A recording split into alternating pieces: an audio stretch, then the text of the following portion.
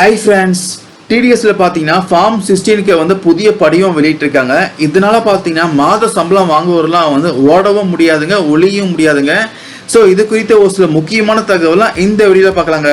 வாங்க வீடியோக்குள்ள போகலாம். அதாவது மாத சம்பளம் வாங்குபவர்களிடமிருந்து பார்த்தீங்கன்னா டேக்ஸ் பிடிப்பாங்கல்ல, அந்த டேக்ஸ் பிடிப்பதற்கான ஃபார்ம் தான் பார்த்தீங்கன்னா இந்த ஃபார்ம் 16. அந்த ஃபார்ம் 16 படிவத்தை பார்த்தீங்கன்னா மத்திய நேரடி வரிகள் வாரியம் வந்து டோட்டலாக மாற்றிருக்காங்க. ஸோ இதில் பார்த்தீங்கன்னா ஊழியர்கள்லாம் வந்து அவங்களுடைய வருமானம் முதல் வாடகை மற்றும் அனைத்து வரவு செலவையும் பார்த்தீங்கன்னா கண்டிப்பாக இந்த ஃபார்ம் 16 தெரிவிக்க வேண்டியது கட்டாயமாகுங்க. இந்த டிடிஎஸ் பிடிப்பதற்கான புதிய படிவம் பார்த்தீங்கன்னா, அதாவது இந்த புதிய ஃபார்ம் 16 பார்த்தீங்கன்னா எப்போ இம்ப்ளிமெண்ட் பண்ண போறாங்கன்னா வருகின்ற மே மாதம் 12ஆம் தேதி முதல் அமல்படுத்தப்படும் தெரிவிச்சிருக்காங்க. யார் பார்த்தீங்கன்னா வருமான வரித்துறை தெரிவிச்சிருக்காங்க. மேலும் பார்த்தீங்கன்னா இந்த மாற்றி அமைக்கப்பட்ட புதிய படிவம் அடிப்படையாக கொண்டு தான் பார்த்தீங்கன்னா மாத சம்பளம் வாங்குவோர்லாம் வந்து உங்களுக்கான 2018-19 நிதியாண்டுக்கான வருமான வரி ரிட்டனை தாக்கல் செய்ய வேண்டும் என்று வருமான வரித்துறை தெரிவிச்சிருக்காங்க. அதாவது நீங்க தனிநபரா இருந்தீங்கன்னா, இல்ல மாத சம்பளம் வாங்குறா இருந்தீங்கன்னா, அப்படிலாம் நிறுவனங்களில் பணிபுரியும் ஊழியர்களா இருந்தீங்கன்னா, நீங்கள் தாக்கல் செய்யும் வருமான வரி ரிட்டர்ன் படிவங்களை பார்த்தீங்கன்னா மத்திய நேரடி வரிகள் வாரியம் ஆண்டுதோறும் பார்த்தீங்கன்னா அதை மாற்றிக்கொண்டே இருக்காங்க, அதாவது அப்டேட் பண்ணிட்டே இருக்காங்க. அதே போல கடந்த 2018-19 ஆண்டுக்கான வருமான வரி ரிட்டர்ன்களையும் பார்த்தீங்கன்னா இந்த மாதம் தொடக்கத்திலே மாற்றி அமைச்சிருக்காங்க. அதையும் பார்த்தீங்கன்னா இணையதளத்தை வெளியிட்டிருக்காங்க. ஆல்ரெடி நான் இதை பத்தி ஒரு வீடியோ ஒன்று போட்டிருக்கேன், அது லிங்க் டிஸ்கிரிப்ஷன்ல கொடுத்துருக்கேன், செக் பண்ணி பாருங்க. வருமான வரித்துறை பாத்தீங்கன்னா வருமான வரி தாக்கல் செய்வதற்கான அனைத்து படிவங்களும் பாத்தீங்கன்னா இது வரைக்கும் வந்து வருஷமா மாத்திட்டே தான் இருக்காங்க. ஆனா இது வரைக்கும் பாத்தீங்கன்னா இந்த ஃபார்ம் 16 மட்டும் மாத்தாமலே இருந்தாங்க. அதுவும் பாத்தீங்கன்னா இந்த வருஷம் மாத்தி இருக்காங்களாம். சோ இதனால பாத்தீங்கன்னா ஊழியர்களாம் வந்து தப்பான கணக்கை தாக்கல் செஞ்சா ஈஸியா வந்து மாட்டிப்பாங்களாம். இந்த ஃபார்ம் 16 என்னன்னு பாத்தீங்கன்னா, அதாவது வருமான வரி உச்சவரம்புக்கு மேல யாரெல்லாம் சம்பளம் வாங்குறாங்களோ அவங்களுடைய மாத சம்பளத்துல இருந்து பாத்தீங்கன்னா மாதந்தோறும் வருமான வரி பிடிப்பாங்க. அந்த வருமான வரி பிடிப்பதற்கான ஒரு சான்று தான் பாத்தீங்கன்னா இந்த ஃபார்ம் 16. அதுக்கப்புறம் பாத்தீங்கன்னா இந்த புதிய ஃபார்ம் 16ல வந்து என்ன மாதிரி மாற்றங்கள்லாம் கொண்டு வந்திருக்காங்க பார்க்கலாங்க.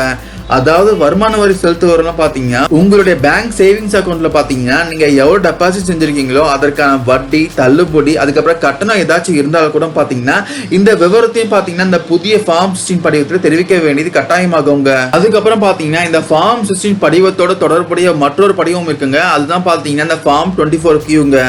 இதுலதான் பாத்தீங்கன்னா யாருக்கெல்லாம் வந்து வருமான வரி பிடித்தம் செய்யப்பட்டுள்ளது, அதுக்கப்புறம் பாத்தீங்கன்னா இந்த பேன் நம்பர், இது போன்ற விஷயம் பாத்தீங்கன்னா இந்த ஃபார்ம் 24Qல தாங்க இருக்கும்.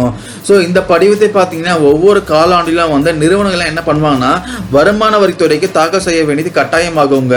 அதுக்கப்புறம் பாத்தீங்கன்னா இந்த ஃபார்ம் 24Qல வந்து ஒரு சில மாற்றங்கள் கொண்டு வந்திருக்காங்க. என்னன்னு பாத்தீங்கன்னா வரி பிடித்தம் செய்யப்பட்ட ஊழியர்களின் பேன் எண்ணுடன் பாத்தீங்கன்னா அவர்கள் வந்து யாரிடம் இருந்து மற்றும் எந்த நிறுவனம் அல்லது நிறுவனம் அல்லாத நபர்களிடம் இருந்து பாத்தீங்கன்னா ஏதாச்சும் கடன் மற்றும் வீட்டு கடன் வாங்கி இருந்தாலும் பாத்தீங்கன்னா அவர்களுடைய பேன் எண் விபரத்தையும் பாத்தீங்கன்னா தெரிவிக்க வேண்டியது கட்டாயமாக்கப்பட்டுள்ளதுங்க. இப்போ இந்த ஃபார்ம் 16 மற்றும் ஃபார்ம் 24Qல கொண்டு வந்துள்ள மாற்றத்தினால் பாத்தீங்கன்னா வருமான வரி செலுத்துவோர்லாம் வந்து அவங்களுடைய வருமான வரி ரிட்டர்னில் அனைத்து விவரங்களையும் பாத்தீங்கன்னா விரிவாக தெரிவிக்க முடியும் தெரிவிச்சிருக்காங்க. குறிப்பாக பாத்தீங்கன்னா வருமான வரி பிரிவு 10 கீழ் வரும் நிரந்தர கழிவு, அதாவது ஸ்டாண்டர்ட் டிடக்ஷன் சொல்லுவாங்க, மற்றும் வருமான வரி விலக்குக்கான அனைத்து விவரங்களையும் பாத்தீங்கன்னா தெளிவாக தெரிவிக்க முடியும் தெரிவிச்சிருக்காங்க. வருமான வரி செலுத்துவோருக்கெல்லாம் பாத்தீங்கன்னா இதுக்கு முன்னாடி இருந்த படிவங்களில் வந்து வரி விலக்கு மற்றும் வரி சலுகைக்கான விவரங்களை வந்து இந்த பிரிவு 80C இல்ல 80CCD அப்படி இல்லை 80E மற்றும் 80G மூலமா பாத்தீங்கன்னா ஏதாச்சும் ஒன்றுல போலியாக தெரிவித்து வரி சலுகையும் வரி விலக்கும் பெற்று வந்தனர்.